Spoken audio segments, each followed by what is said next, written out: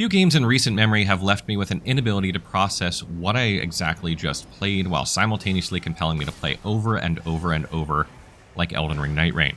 Ever since playing a couple weeks ago an event in Frankfurt, Germany, thanks to an invitation by Bandai Namco, I have pretty much done nothing but think of playing Nightreign, despite playing excellent RPGs like Kingdom Come Deliverance 2 and Avowed. In this Nightreign video, I'm going to be showing you a condensed version of what one run in Elden Ring Nightreign looks like, and I'm going to walk you through what's happening on the screen and point out details that you may not understand because you haven't played the game. I was able to play about 7 hours of the network test when I was in Frankfurt. This is the exact same build that you guys are going to be playing in a couple days, so I'm going to be able to walk you through and really explain things, and then at the end of the video, I'm going to tell you what I like about Nightreign and what I don't like. But before we get into the walkthrough itself real quick, I just want to give you a short description of what Elden Ring Nightreign is to me. Elden Ring Nightreign feels like an endgame experience for Elden Ring more than it feels like its own game. In much the same way as Atlas of Worlds is to Path of Exile 2 or Dungeons and Raids are to MMOs, Nightreign feels like a comparable sort of activity for Elden Ring. It's the part of the game where the storytelling and exploration ends and the game shifts to a focus on combat and strategy. It's challenging and rewarding, much more challenging than Elden Ring is in my opinion, yet it's a completely different gameplay loop that reminds me of something like Raven's Watch, if you've ever heard of that game, and puts all that you've learned from playing Elden Ring to the test.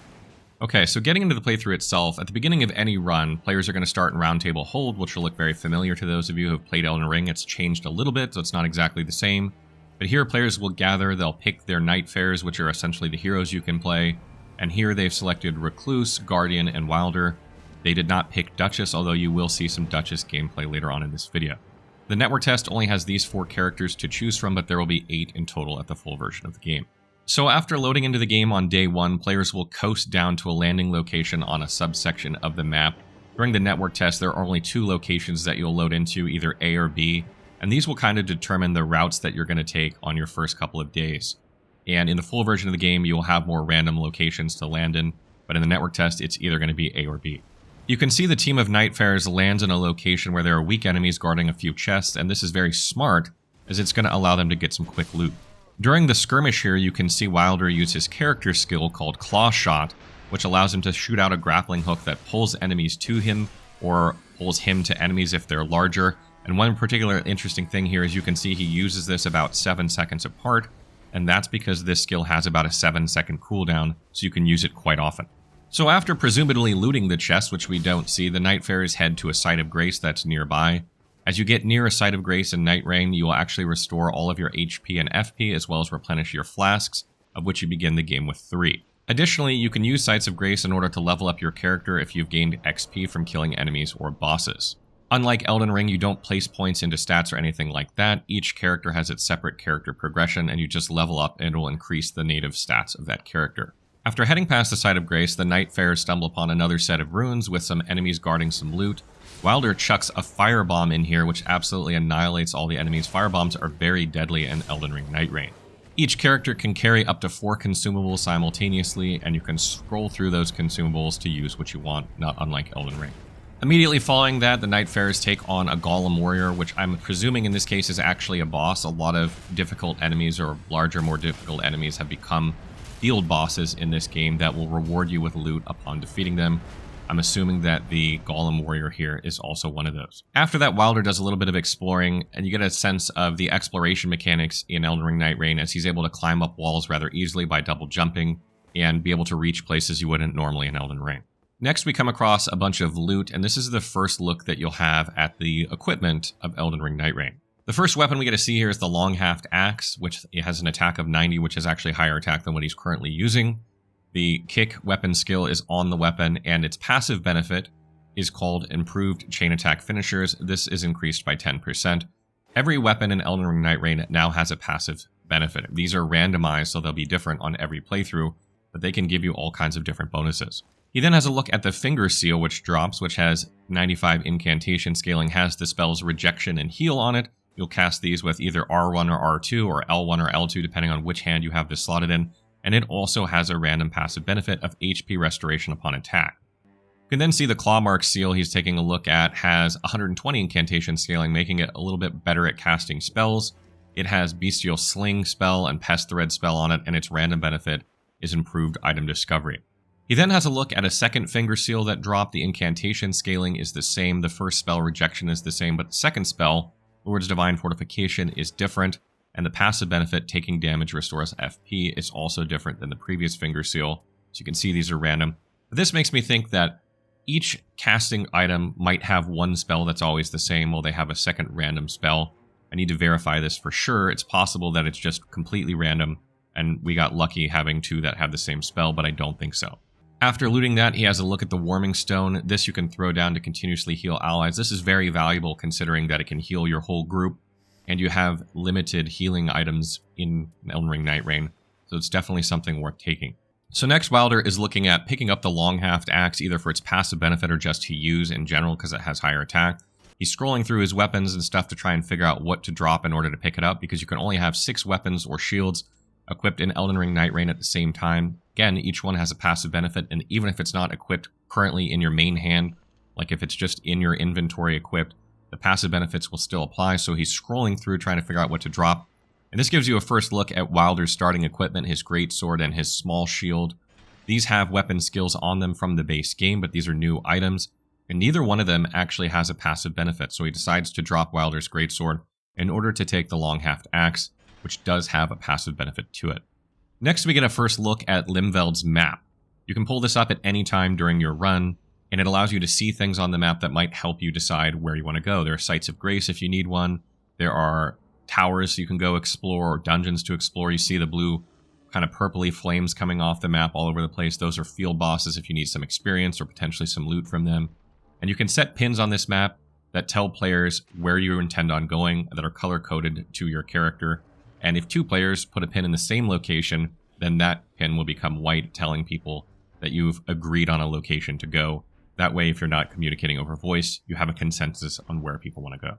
Pressing on, Wilder looks to take on a Leonin Misbegotten boss, and you can see him use his character skill, Claw Shot, to actually grab the ground and pull himself to move faster, not unlike something like the Wirebug from Monster Hunter. So you don't actually have to use his character skill against enemies, you can use it with the environment as well. As Wilder starts to engage the Leonin Misbegotten, he leads off with his ultimate art called Onslaught Stake. This allows him to do a very powerful short-range explosion that does decent damage, but also staggers the Leonin Misbegotten, allowing him to follow up with a critical strike immediately.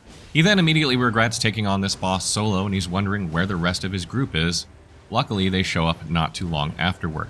The Recluse manages to get one spell off, and then one use of her character skill, Magic Cocktail, before she's immediately downed by the boss, and you can see Magic Cocktail continue to spin around and deal damage to the boss as he continues to engage Guardian and Wilder. Wilder immediately goes for the res on Recluse while Guardian tanks the boss, which is a common strategy, and you res players in this game by attacking them, either with melee, with weapon skills, with character skills, or ultimates. Any sort of damage can res another player in this game, so Wilder reses Recluse by attacking her, and the more times you go down in Elden Ring Nightreign, the longer or more attacks it will take in order to get you off the ground. The gameplay then changes to Guardian as the main character, and they're facing off against a Wormface field boss in order to get some loot and experience while trying not to die to the Death Blight. And Guardian is blocking a lot during this boss fight. He's essentially tanking. He is the de facto tank class in Elden Ring Nightreign, and that's because he has a passive ability called Steel Guard, which allows him to block a bit more effectively than other characters. A little bit further on to the fight, we see that Wilder has indeed died to the Deathblight, and that Guardian decides to use his ultimate art, which throws him up into the air and then crashes him down in an AoE that not only deals damage and knocks enemies backward, it also damages Wilder and therefore revives him. Moving forward, Guardian decides to do a little exploration under where they were fighting the boss, because there are probably some chests down there, but he gets interrupted unfortunately by the Night Rain, which deals damage to you over time as you stand inside it. So he decides to hightail it out of there so he doesn't die. As the Nightfarers move forward, they use a sort of night spring that launches them in the air. I can't remember the exact name to it, but you'll see these around the map that allow you to launch up into the air and land in certain locations, and you can use them to get to places you wouldn't normally be able to get. They then engage a group of wandering nobles for some easy XP before they continue on with their exploration. As they press onward, they end up at a Church of Marika, and by interacting with the Church of Marika there, they increase their flask count by 1. You begin Nightreign with 3 healing flasks. If you interact with the Church of Marika, this will become 4. If you already had 4 and you interact with another one, it will become 5, etc. And that's very important to keep you alive in this game. As they explore further, they come across a Teardrop Scarab, And Teardrop Scarabs are the best way or most reliable way to get talismans in Elden Ring Nightreign, and each character has 2 talisman slots that they can equip talismans into. So make sure you defeat Teardrop Scarabs every time you see them. Not long after that, the Nightfarers come across an enemy encampment. We've switched back to Wilder here as the main character, and you can see the claw shot is a bit more effective here because the enemy is not being attacked by other players, pulls the character towards him a little bit, and he's able to attack.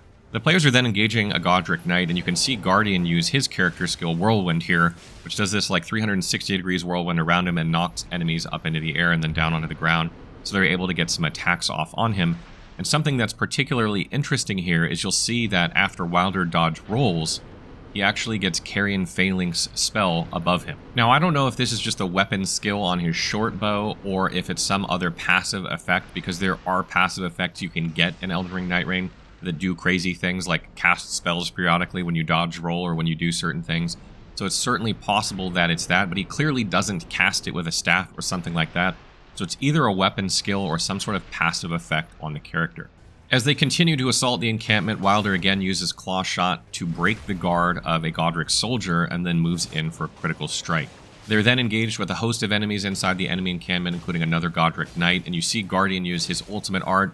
He raises up into the air and crashes down for a huge AoE, vanquishing many enemies and knocking the Godric Knight on the ground in order to be able to get some easy attacks. Guardian then uses his Whirlwind again to knock the Knight down from behind so Wilder can get some attacks on it. Then Wilder and Recluse do a little exploration, find some chests underground, and decide to loot them. Chests in Nightreign have shared loot, meaning whatever pops out is for all players, but when you defeat bosses or major bosses, the loot that you get from them is your own. So you have to divvy up some of the loot, and some of the loot is your own personal loot. But keep in mind that you can drop equipment for other players if you want. So if you pick up something accidentally and you want to give it to another player, you can just drop it and they can pick it up. And then Wilder walks over the tree spear, and you can see that this is a bit different than some of the equipment he's seen earlier. It has a minimum level of 3. It's blue. It has holy damage. It has its weapon skill on it, of course, and its passive benefit. But weapons in Elden Ring Nightreign have minimum levels, and they have different color coding depending on how powerful the game discerns that they are. For instance, Rivers of Blood was present in my playthrough, and it was purple and had a level requirement of 9.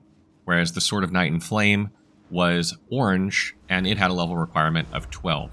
So even if you pick up a really powerful item like Rivers of Blood or something like that early on in the game, you will need to gain some experience and level up before you can use those uber powerful items.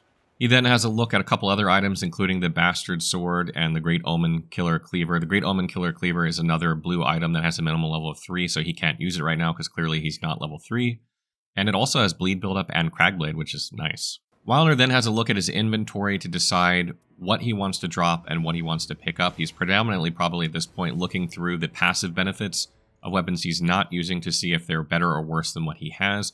You'll see a Naga Kiba in there. Be Still My Beating Heart. Can't believe that's in the game, thank God. But the smart thing to do here would probably be to dump the starting equipment, his shield and starting greatsword, since they don't have any passive benefits. And one thing that you'll notice from looking at the gear here, you'll see on a couple different weapons, is you'll see this little red sword icon above the name with a name, and you will also see a passive benefit called the Guardian's Grief. This is not something I had a lot of experience with when I was playing the network test in Frankfurt, so I'm not exactly sure what this is. But I do know that there are kind of like red phantoms of players that have died, like as an asynchronous feature in the game. And I think these are equipment that this person has looted from their corpse, which is why they have the name of the player they got them from. And the Guardian's Grief looks like it's an upgrade or some sort of passive buff that's improving the character's stats because it has an arrow up. I don't know exactly what it does at this point, though. Pressing onward, we get our first look at the Duchess character, the Duchess Nightfarer. She quickly jumps on a Spirit Hawk and decides to ride the tailwind of that. These typically have like a fixed location far away on the map that you can fly to, so they're kind of predetermined where they go. But as she gets like halfway or so in the distance to where she wants to go, she sees her party members down on the left, and she breaks off of the tailwind and decides to glide down and help them engage in combat.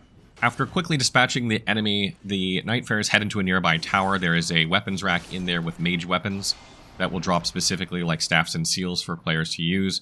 And there is another glowing item there that in our playthrough was a lore note, although it would not show us what the actual lore was, so I don't know what it is, and I don't think it will be present in the network test. But I think it's safe to say there will be lore notes strewn about in Limveld through the full version of the game, but I don't know how many there will be, because again, we only saw one in our entire network test playtime.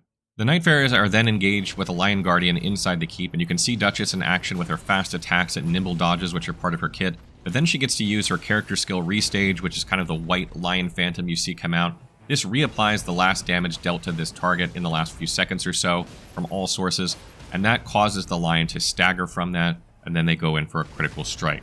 Note that during critical strike animations in Elden Ring Nightreign, you can continue to damage the target if you're not the one doing the critical strike. As they move forward into the keep and engage more enemies, Duchess uses the weapon skill on Duchess's dagger, which is her starting weapon, which buffs it with magic, and then she does a quick combo afterward, killing one enemy, then does it again on the next enemy before using Restage on it, dealing tons of damage to it. Immediately following that battle, Duchess uses her ultimate art called Finale, which stealths her entire team and makes them invisible. She then walks right up to a patrolling banished knight and gets a backstab on him without him even seeing that she's there. Something interesting of note is that Wilder will have used Carrion Phalanx twice during this fight, and I don't see him with the same short bow equipped, so it leads me to believe this is some sort of passive effect that is triggering when something is happening on the screen. As the Nightfarers progress onward, we get our first look at Recluse, who is the de facto mage class of the game, and the Nightfarers decide that they're going to take on the Everjail just below where they're standing, so they hop down to do that. By activating the Everjail, an Omen field boss appears, and Recluse begins casting into it, and immediately after her first cast, you'll see sort of a blue circle appear on the Omen. This is the passive ability of the Recluse called Elemental Defense, which allows her to see residues on targets she damages that she can then collect with triangle and L2 in order to replenish her FP, which she does after her second cast. This is the primary method that a Recluse will use in order to keep their FP up while playing as a mage in this game. As the fight continues, Recluse has pulled aggro on the boss, and you get a look at how far she can dodge with her dodge. It is very, very far, and she nimbly avoids a couple of attacks before she decides to use her ultimate art, which has a very long animation, but also gives you iframes through the entire animation so she does not get hit by the Omen's attack. Recluse's ultimate is called Soul Blood Song, and what it does is it marks all nearby enemies, including bosses, with a mark that then, when attacked by allies or themselves, will replenish FP and HP simultaneously, which you can see occur after she begins to attack after using her ultimate. As the fight continues, Recluse pulls more FP out of the target. This time it's orange, indicating that the element she absorbed was orange, and then she casts another spell before using her character skill, Magic Cocktail. Every fourth time you press triangle and L2 to pull out FP, you're going to use Magic Cocktail, and it's going to dispel all the elemental affinity or elemental residue that you've pulled out with triangle and F2 before. And what combination of elements you've pulled out determines what effect it has. In this case, it looks like lightning, fire, and magic. And you can see the effect that occurs when you use Magic Cocktail when you have a combination of those three elements. A little bit further into the run, we see the Nightfarers take on a Flame Chariot field boss. There are typically 3 of these when you're fighting it. And Wilder uses the mobility now that you have in Elden Ring Nightreign to double jump up onto the top of it and do a critical strike on it. Then we return to Guardian gameplay as the Nightfarers take on a field boss Dragon, and we get to see a little bit of Guardian's shield blocking skill here as he blocks flame, while Recluse just charges in while two-handing a Wakizashi just totally Leroy Jenkins style. Not long after that, they down the Dragon, but while the Guardian is going in for a critical strike, you can see the night rain is creeping in, the daytime is quickly becoming night, so the Nightfarers need to hightail it out of there very, very quickly. After barely escaping the night rain, the Nightfarers end up in the only small circle left on the map, where they'll quickly need to dispatch some enemies before taking on the end of day 1 boss. You might recognize this boss from Elden Ring. This boss is a combination of the Demi-Human Queen and the Demi-Human Swordmaster. Even though these bosses may be familiar to those of you who have played Elden Ring, they typically have new moves that you have not seen before, so they will be a bit more challenging than you might expect. You also get to see an example in this fight of Wilder using Clawshot to pull himself to the boss to get back into melee range very, very quickly. At the end of the first day, after a quick celebration, each player will get to interact with where the boss died and choose from one of 3 random dormant powers that will affect the rest of their run. These are 3 examples of those. Each character has a different 3 selection, so they might not be the same for each character. Also, something you don't see here, you will have access to a Site of Grace that'll appear here as well, where you can level up really quickly before the night rain will retract and day 2 will begin, and you will repeat this process all over again. After defeating the day 2 boss, players will then be able to teleport to a separate realm where they will have access to leveling up at a Site of Grace. They'll be able to buy stuff from a merchant there, and they'll be able to upgrade their equipment if they have smithing materials as well before taking on the Night Lord, and there is only one Night Lord in the network test, which you will see. The Night Lord for the network test is a large 3-headed dog that is very, very challenging, that has a weapon on its tail that swings that can one-shot you if you're not careful. He also does some fire attacks, and he has a gnarly grab. Duchess gets grabbed there and gets absolutely annihilated. A little bit further on to the fight, Duchess uses her ultimate ability to make her and Wilder go invisible. That way Wilder can plug away at Guardian and try and get him rezzed from range a little bit before he runs in and picks him up off the ground without having to worry about being attacked by the boss. Not long after that, the boss splits into 3 separate dogs, and players will have to manage all 3 of these, which is the most difficult part of this fight. And I will have tips for that on the wiki if you guys are looking for help with it, but I won't go into spoilers on how to handle that here. And no matter whether you beat this boss or you lose to this boss, it will conclude your run of Elden Ring Nightreign, and you will begin another run when you play again. And after you complete a run, you will gain something called relics. Relics are sort of permanent upgrades that you can apply to each character independently that will give them things like increased attack or increased mind or lightning buildup on their attacks or bleed buildup on their attacks, things like that.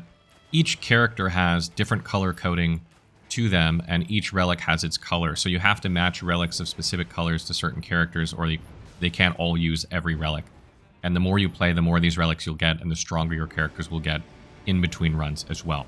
And each time you play the network test, you'll spawn in one of 2 locations. The map will remain the same, but the bosses will be different depending on which location you spawn in, and your route towards the Night Lord will be slightly different in that regard. And of course, the weapons, talisman, and spells that you get are randomized.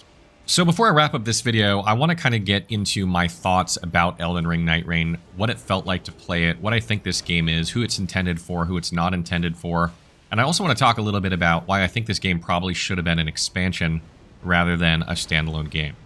So in some ways, I feel like Elden Ring Nightreign was made for me. And I don't mean for me specifically as in just me. I mean for me in the sense that it's made for the type of player that I am.